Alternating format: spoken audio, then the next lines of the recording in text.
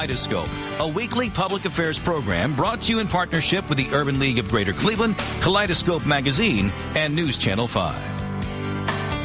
Good morning, everyone, and welcome to the broadcast. And what a broadcast we have for you. The patriarch of the musically talented and internationally renowned Jackson family, Joseph Joe Jackson, and the Jackson Family Foundation Japan board member Yukiko Kanda are here this morning to join me. They're going to talk about the Jackson family's legacy in the entertainment industry and how individuals around the world are honoring the memory of Michael Jackson. Later on the broadcast, by the way, we'll hear from the director of the Urban League of Greater Cleveland, the Entrepreneurship Center, Samia Bray, and the MCAP director, Don Graham. Good morning again. I'm Leon Bibb. This is Kaleidoscope, and so we begin. A name well known in circles of music and family all over the world, all over the country. Yes. Joe Jackson, the father of Michael Jackson, the patriarch of the Jackson family, and we also have Yukiko Kanda, who's a board member of the Jackson Family Foundation in Japan. Good to have you here, Mr. Jackson. Thank you. I'm glad to be here. You're all over the country. Certainly, you're in Cleveland. You've been in Cleveland promoting the name Michael Jackson and his memory. Tell me about that. Well, there's a lot to promote, you know. Michael was internationally known all over the world, and the whole idea is to keep his legacy going. And so in order to do that, I have to promote. And that's what I'm doing here, promoting. At the time of this taping, and we're taping this in late June, this is the anniversary of the death of your son, Michael Jackson. Lots of events are going on, certainly in Southern California. All over the world. What goes through your mind 1 year since the loss of Michael? Well, you know, it's like anything else when a parent loses a son. It just bothers you. It's something that it's hard to get used to. And with myself, I'm still thinking that Michael's is still alive. It just seems that way because he was that type of fellow to keep you thinking about it. Yeah, his music is alive. His music alive. And as long as his music, or as long as we think of him, his spirit is here. It's here. He left it here. Yeah. You brought with you Yukiko Kanda. She's a board member for the Jackson Family Foundation in Japan. Yukiko, tell me about what you do with the Jackson Family Foundation in Japan. Yes, we are launching Jackson Family Foundation Japan to keep Michael's legacy alive. And part of that legacy, what Michael stood for was to give back to the community, to help the children, to help to help the economy, and that's what Mr. Jackson is working on. It's part of the project too. Michael has a huge fan base in Japan, so that's what we're working on to keep the Michael's will alive. That's what Joe Jackson and I were talking about before our cameras began to roll today as we were taping this broadcast. Huge in Japan, but huge all over the world. You would agree with that, wouldn't you, Yukiko? Yes, that is correct. Also, we're doing a reality show, right, Kiko? Yes, in Japan. Yeah, in Japan. As a matter of fact, when I leave here, when is it? We leave on July 7th. July 7th. Going to Japan. Going to Japan. Yes. Yeah. Every day we read the newspapers or we turn on the television. There's always something about the Jackson, Michael Jackson's legacy, Michael Jackson's memory, the legal cases. How do you deal with all of that? As you even talk about the legal cases and Dr. Conrad Murray and all of that, how do you deal with that? Well, first place you have to be a strong human being, and that I am, you know. But it is hard to deal with. Most people, I guess, can't handle that type of thing. But as my son, internationally known and loved all over the world, I have to keep his legacy going. I deal with it anyway. Yes. What's your feeling about it? If you can talk about that, what's your feeling about all of the legal ins and outs that we've been talking about, and the court cases that are coming up, and Dr. Conrad Murray? Well, Dr. Conrad Murray was the doctor that that administrated some things that should have been done at a hospital. and there should have been a anesthesiologist there to make sure that everything done was right. But none of that was right. And Dr. Murray is just to me, he's just a fall guy. There's others behind this. Who's behind who else? That's other people that Michael was working with is behind this. I'm not at this moment the privilege calling names right now, but we're working on it to bring it to the light. But you lay some of Michael's death at his doorstep. Right. Talking about Murray's doorstep, you do. Part of it. Mm-hmm. Yes. Mm-hmm. Mm-hmm. What do you want to happen now with are there plans for a Jackson museum, Michael Jackson Museum, or something like that? Oh yeah, we're working on this at the Jackson Family Foundation in Gary, Indiana. It's about 300 acres, and we intend to have 2 5-star hotels and a culture center there. So the legacy is going to go on, really. Matter of fact, one of my best friends just wrote a book about all the things that happened to Michael, to making his past to happen. And the thing, the book is out. I think it's tomorrow. If it's not today, it's tomorrow. Mm-hmm. And it's written by Leonard Rowe. Mm-hmm. And his book is saying the real truth about Michael Jackson. And believe me, it's pretty near the real truth. You see, there's going to be more to come out. I've got to take a break, Mr. Joe Jackson and Yukiko Kanda. Yukiko Kanda is the board member of the Jackson Family Foundation in Japan. Joe Jackson is the patriarch of the Jackson family, the father, certainly, of Michael Jackson. I'm going to take a break. We'll be right back with more after these words. Thank you. Welcome back to more of Kaleidoscope. I'm talking with Jackson family patriarch Joseph Joe Jackson about the entertainment industry and his family's legacy in the music industry. Also with us is Yukiko Kanda. She's a board member of the Jackson Family Foundation in Japan. And we were talking during the commercial break there, Yukiko. Was Michael as big a star in Japan as he was in the United States? He is huge in Japan, and Japanese fans supported him during the difficult times. They were outside a courtroom. They had a passport in their hand and supported Michael throughout the way. And still, they're supporting us to fight justice for Michael. And certainly when Michael died, when Michael passed, Japan grieved as much as any other place in the world. The whole country was sad. Yeah, the whole... Stopped. And you were sad. I was sad. Board member, yeah. I brought with me a little placard. We'll get a shot of this while Mr. Joe Jackson talks about this. By the way, we are taping this program on June the 25th, but it airs later on, several days later after June the 25th. But this event is taking place today, June the 25th. You are doing more, getting music all around here in Cleveland and elsewhere, right, Mr. Jackson? Yeah, well, basically, I would call it trying to keep Michael's legacy going. That's basically what I'm after. Mm-hmm. Yes. You're just keeping the legacy going. Huh? Yeah, but like the other members of the family in L.A., they're doing something.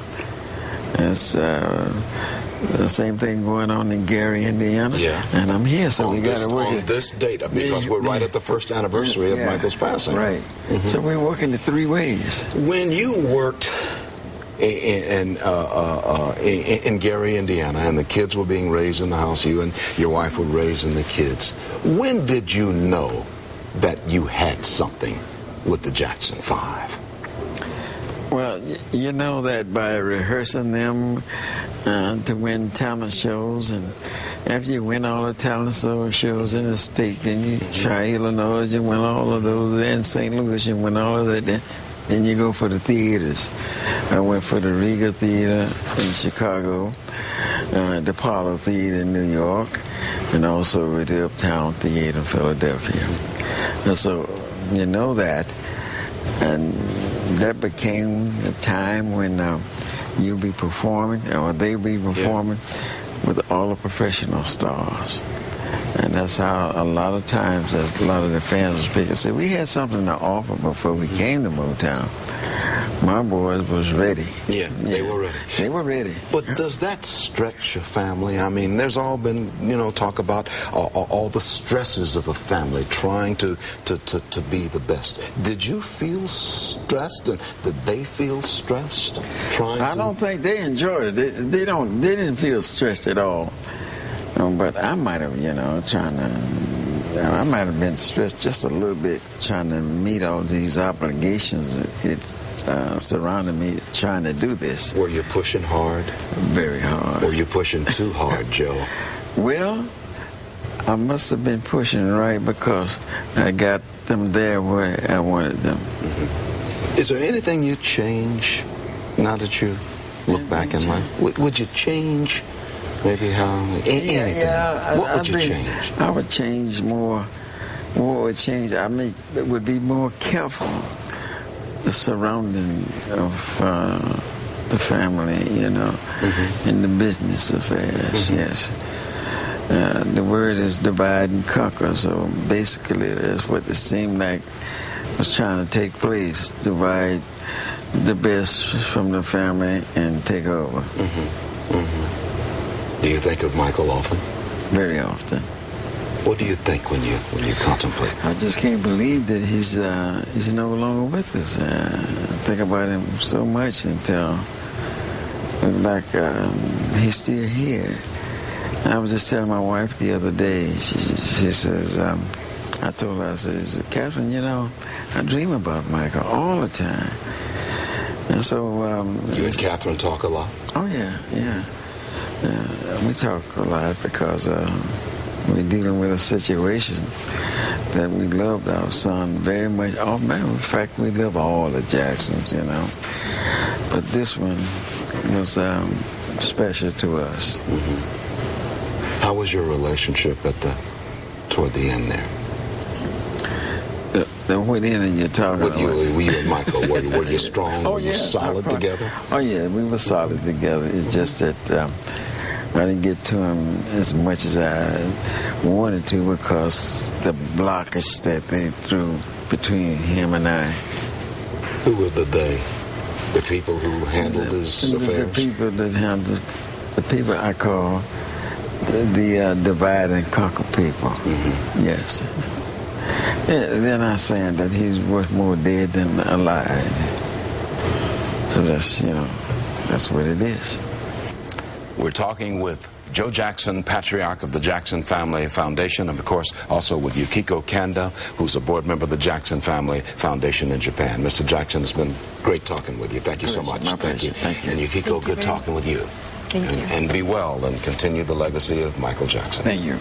I'll take a break. This is Kaleidoscope. Back in a moment. But first, these words. Welcome back to more of Kaleidoscope today. The Urban League of Greater Cleveland Entrepreneurship Center is adding a new program. Director Samia Bray and MCAP Director Donald Graham are here to discuss the Minority Business Assistance Program, as well as other programs offered at the center. Good to have you with us, Donald and Samia. Talk about the expansion of the Urban League Entrepreneurship Center, won't you? Well, Leon, we're very excited. As last time I was here with you, we talked about stay posted because good things were on the way. We're here today. We're here to tell you about another good thing at the Entrepreneurship Center, and that is the Minority Business Assistance Program, which we are honored to have Mr. Don Graham as our director of that program. If ever there was a segue, that's it. Here's Don right now to talk about the Minority Business Assistance Program. Tell us a little bit about what it does, Don. Well, what the Minority Business Assistance Program does, we train, prepare, and assist socially and economically disadvantaged businesses in startup and developing their business. Mm-hmm.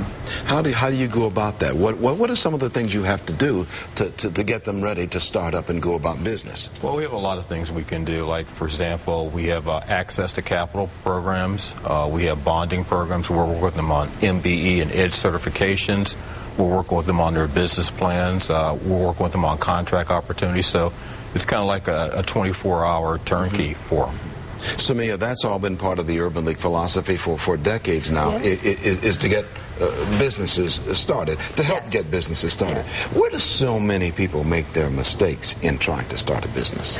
Well, what we find is people start what we sometimes call a hustle firm. And that's, they have a great idea and they get started, but they haven't necessarily taken care of all the proper foundational items. And so the Small Business Development Center, which is another component of the Entrepreneurship Center, actually assists with general business counseling. But we're really excited about the minority business because it focuses on African Americans, Hispanic, Asian, veterans, which is a big group that's growing right now, and female-owned businesses. Don, walk us through the process when somebody applies to the Minority Business Assistance Program. Well, first what I'll do is I'll meet with the client initially, and we'll discuss their business and their philosophy, and I'll see where I can assist them. A lot of times, like for example, it may just be someone coming in, a brand new startup, and I'll work with them on, do they want to be a sole proprietorship, a limited liability corporation, or else corporation. We'll help them with opening up their business banking account. You know, it's full service. What happens if they come and they say, well, we need some startup money now? How do you guide them through that? Because money is so vital to getting started. Where do you send them? What do you tell them they need to think about? Well, the first thing I do is I have a little sheet that I give them that shows them how to go out and pull your credit bill report. That's like step one. So we'll pull the credit bill reports from all 3 different credit agencies. Once I receive their credit bill report, then that gives me a starting point where I should take them. Now, they're off and running now. Is there any follow-up? Oh, it's constant follow-up. Once we become a client, they're always a client. What do you think about this whole concept? Are we learning our way through this? Smaller businesses, first-time owners, are they getting a feel for what they need to be doing now here in 2010? I believe so, but we also offer services not just to startups, but to existing businesses. Actually, in this economy, the research shows that it's the existing businesses that are going to help turn this economy around by hiring additional people. And so we want those who have businesses already in existence, that they may be right at a point where they can grow a little bit more, but they're not sure. Come and see us. While you're talking about that, Don is nodding amen, amen in the amen corner. That's right. One of the goals is to stay in business. That's right. And do you help them? I got 30 seconds remaining. You help them by staying in business, which is key. What would be the first thing you would tell them? Look at it from a global standpoint. Don't just look at a local market. Look at it regional, and then look at it on a national basis. Okay. Well, we wish you well, and we thank you for what you do. Donald Graham is the director of the Cleveland Minority Business Assistance Program, and Samia Bray is part of the Entrepreneurship Center at the Urban League of Greater Cleveland. Good to have you both on the broadcast. Thank you. I've got to take a break. I'll be right back in just a moment. Here now with a comment is the Urban League's Marsha Maccabee, President and CEO of the Urban League. Hey, Marsha. Hi, Leon. How are you? I'm okay. I'm okay. In the previous segment, you just heard about our new Minority Business Assistance Program, coming back to the Urban League. We're very excited about how we're rebuilding. We've intentionally rebuilt slowly, and we've built strategically so that, for instance, in our Entrepreneurship Center, we brought back our Small Business Development Center, and now we've aligned it with this Minority Business Assistance. So we have this now approach of having a one-stop shop for minority entrepreneurs with many solutions that they can gain. We also have in the Entrepreneurship Center a STRIDE initiative that we do in partnership with the KO organization, Consortium of African American Organizations, and the NOMSDC, which is the National Organization of Supplier Diversity. So we really are trying to build a sense in the community of strong collaboration. We know that that's going to be the key to our survival and the key to the survival of other organizations in this area. And that's key to what you're talking about. I mean, you want to get it right. You want to do it right. And if you're helping these organizations get started, you want them to sink their roots deep into the ground so they can really get that fertile soil, that investment and that money flowing and things done right. Exactly. And if those businesses are successful, they can grow, they can hire, and that's going to really accelerate our economy. What do you want potential business people to keep in mind before they get to the Urban League's Entrepreneurship Center? What do you want them to do before they get there? Before they get there, we want them to really think about their idea. really sort of get some ideas about that on paper and think about, the potential market a little bit. Now, we can help them really streamline that and really hone that process, but they need to come at least with a notion of what it is that they really want to do. Come ready to do business. Absolutely. That's a good one. And you will help them do business. Exactly. It's fun to do business. Marcia Mockabee of the Urban League of Greater Cleveland, thanks so much for being on the broadcast. As you're always here every week. That's going to do it. Kaleidoscope, what a show we've had. Be well. Kaleidoscope, a weekly public affairs program brought to you in partnership with the Urban League of Greater Cleveland, Kaleidoscope Magazine, and News Channel 5.